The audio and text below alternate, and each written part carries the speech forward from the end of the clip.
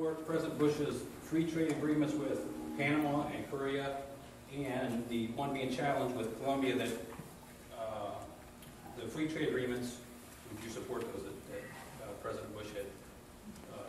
Here's what I say about trade. When you talk about jobs and jobs going overseas, you got to start talking to this gentleman who passed health care and who passed cap and trade, because when you talk about jobs, we just lost 400,000 in Ohio. Where are they going? They're going overseas. I will say this, 65% of the small business owners rely on the global economy. 65% of the small business owners. I talk to business owners all the time that rely on the global economy. So we have to have the ability for those small businesses to be able to use the global economy. But if you want to talk about, and would I be willing to look at those agreements? Absolutely. I would be willing to look at those agreements. But I also believe that what we need to do is we need to eliminate some of these bills like health care and the issues that are killing jobs in this country. So you do support or you don't support President Bush's free trade agreements with those countries?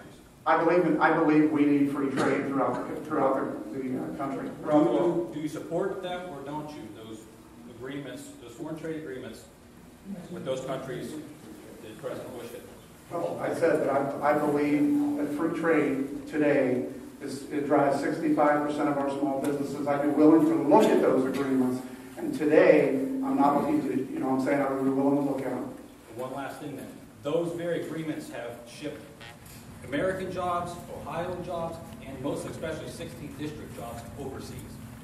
Why those agreements have done that? Those have allowed maybe some folks in this room. I haven't lost my job, but I know folks who have. I'll tell you what's shipped jobs overseas. We have from a corporate tax rate, we have the 48th or 49th highest corporate tax rate in this country.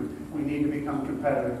We have cap and trade that we're working on. We have a lot of things. We need to become competitive. I've talked to many people in this district that say, you know what, I'm not concerned about the free trade agreements. Give me an opportunity and get big government off my back, and we'll survive and we'll create jobs.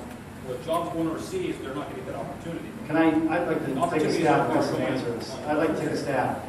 There's a fundamental difference between Mr. Renese's opinion and mine. I think free trade jobs or free trade agreements have not been fair to American businesses, have not been fair to American workers, and is one of the biggest injustices that has been inflicted.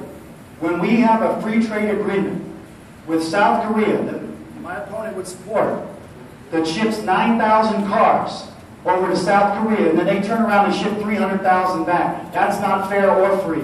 In fact, it's hurting Ohio's economy, because 25% of our economy is based on how well or how poorly the automotive industry talks about and performs.